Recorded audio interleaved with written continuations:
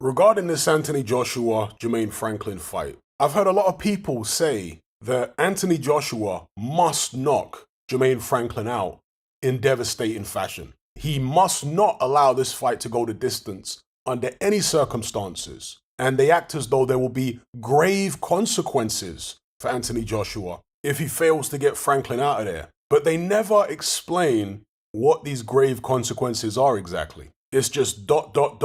at the end of the sentence. Well, I'm going to attempt to fill in the blanks here. If he goes in there and boxes a safety first fight, something similar to what we saw in the Ruiz rematch, he isn't going to win any new supporters. He's not going to win any new believers. And the consequences of that would be perhaps his next fight won't sell as well as it would have done if he'd knocked Franklin out. And another one might be that he won't gain as much of a confidence boost going 10 or 12 rounds, whatever the fight's scheduled for, rather than if he gets Franklin out of there in 4 or 5 rounds. Now, with the first scenario, AJ is a very rich man already. And although he said he's in this fight for money, and presumably he's getting paid a great deal of money for the Jermaine Franklin fight, not as much as he used to get paid, I'm sure, but still a good chunk of change. He's already a man with a lot of money. So I don't think he's going to be having too many sleepless nights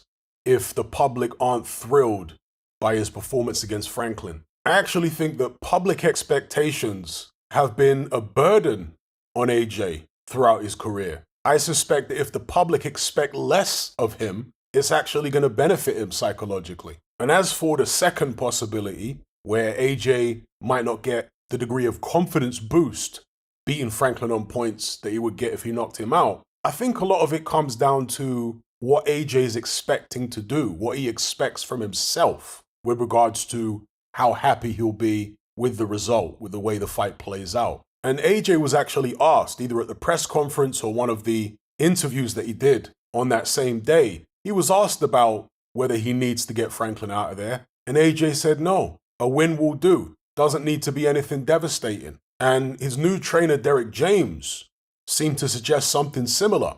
So if they're going into the Franklin fight with that mindset, that a win will do, even if it's boring, we're happy with it. If the fight then plays out like that, maybe it will be perfectly adequate as far as helping Anthony Joshua's confidence, because you've planned for the fight to go a particular way and it turns out exactly as you planned. So it gives you confidence in your plans moving forward. You see what I'm saying? A knockout would just be an added bonus, the cherry on top of the cake. And I still think that if he were to get a knockout, it would give him more confidence than even a one-sided points victory. But whether he knocks Franklin out or not, the most crucial thing, I think, here for AJ is that he wins the fight comfortably. He doesn't get hurt. He doesn't take a lot of punches. He doesn't find himself in a crisis, because that is obviously going to hurt him psychologically. But if he manages to get through the fight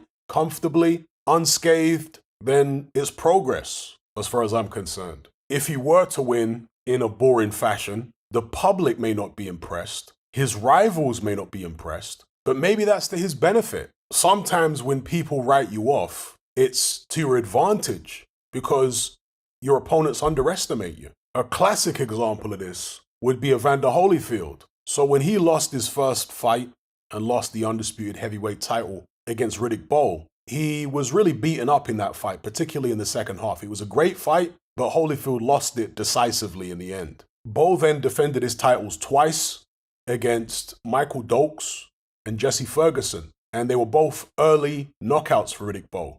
He wiped both guys out. By contrast, Holyfield had a comeback fight against Alex Stewart, a guy he'd fought previously and stopped. But in their rematch, he didn't manage to get Stewart out of there. He was taking the distance, and his critics and his rivals were not impressed. And I have to imagine that that included Riddick Bowe. They didn't see anything in Holyfield's rematch with Alex Stewart to indicate that Holyfield had improved since the loss to Bowe. Quite the opposite. The fact he didn't manage to stop Stewart like he did first time suggested to many people that Holyfield was actually on the decline and would be worse in a rematch with Riddick Bowe rather than better. When the rematch with Riddick Bowe was signed, most people seem to think that Bo would knock Holyfield out this time, that it wouldn't go the distance. And again, Bo thought the same thing. In the first fight with Holyfield, Bo weighed 235 pounds. In the rematch, a year later,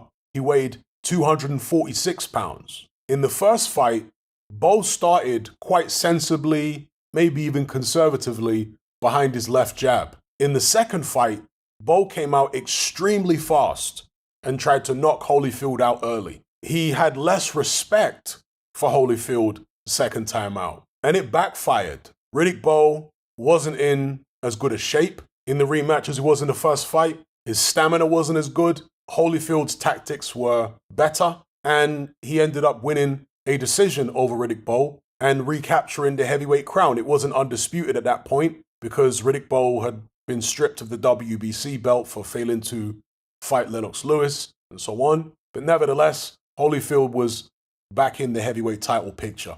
And it was all predicated, or at least partly predicated, on people underestimating him, on Bowe underestimating him, because of the fact he didn't look good in his comeback fight against Alex Stewart. And when I say he didn't look good, he won the fight, but he didn't get Stewart out of there. He didn't manage to blast him out in a couple rounds. If he had blasted Alex Stewart out of there in a couple rounds, maybe Riddick Bowe would have taken Holyfield more seriously for that rematch. Maybe he would have got himself in better shape, and maybe he wouldn't have underestimated him and would have retained his titles rather than losing his titles to Holyfield. You see what I'm saying? Sometimes producing a boring or pedestrian performance can actually help you. And it was a similar scenario going into the Mike Tyson fight several years later. Holyfield had not been looking impressive, and that caused most of the public, including myself, and certainly Mike Tyson, to underestimate Holyfield, to think that it was going to be an easy night's work for Mr. Tyson.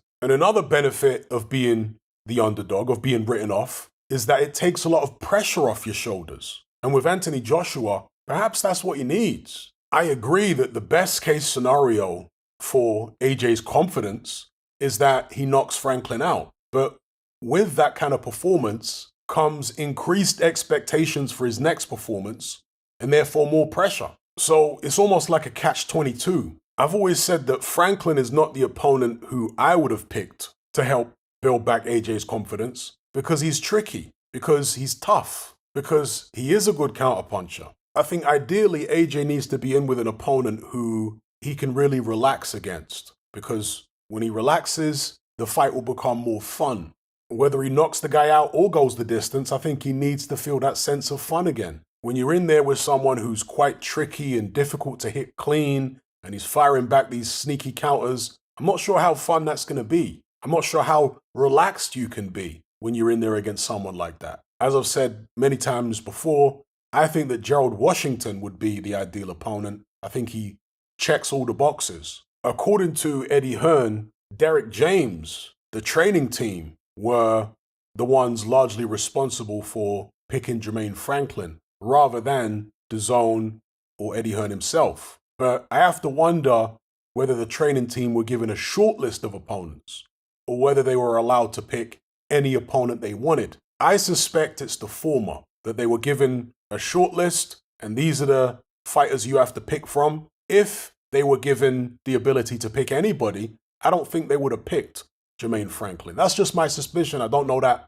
for a fact. But if they were given this short list, it perhaps contained Franklin, Otto Wallin, Dempsey McKean, maybe even Dylan White. And out of all those names, it would seem as though the training team picked the fighter who they think is going to be the least dangerous, or perhaps the least awkward. So first of all, you got Dempsey McKean and Otto Wallin, who are both southpaws, and AJ was just outboxed twice by a southpaw. And then you've got Dylan White, who, for all his vulnerabilities, is still a very good puncher. So maybe they weighed it all up and decided that Franklin represents the smallest threat of all the fighters on the shortlist. Ultimately, time will tell. We'll find out what's what in due course. And I'm not trying to come to any concrete conclusions in this video here, people. I'm just thinking out loud and exploring different possibilities. Anyway, I'll leave it there. Let me know what you guys think in the comments section below. Are you sick and tired of the mainstream mindset? Does the dogmatic conformity and pathological ignorance have you tearing your hair out in frustration? Then don't be alone. Come and join our brotherhood on Patreon. We stand as a beacon of reason against an army of insanity. You'll gain access to my weekly topical podcast, where we take more deep dives than Jacques Cousteau on an endless variety of subjects. There's also videos, interviews, live Q&As, as well as a vast back catalogue of previous episodes, including my popular Confessions of a Nightclub Bouncer series. You can listen via the Patreon app or download in high-quality MP3. Connect with myself and hundreds of other members in our Element chat group. There's no contract, no commitment, you can cancel at any time, and it's cheaper than a Mickey D's McMuffin. Just head to my Patreon page via the link below this video and select the tier called the Brotherhood of Reason. I'll see you over there.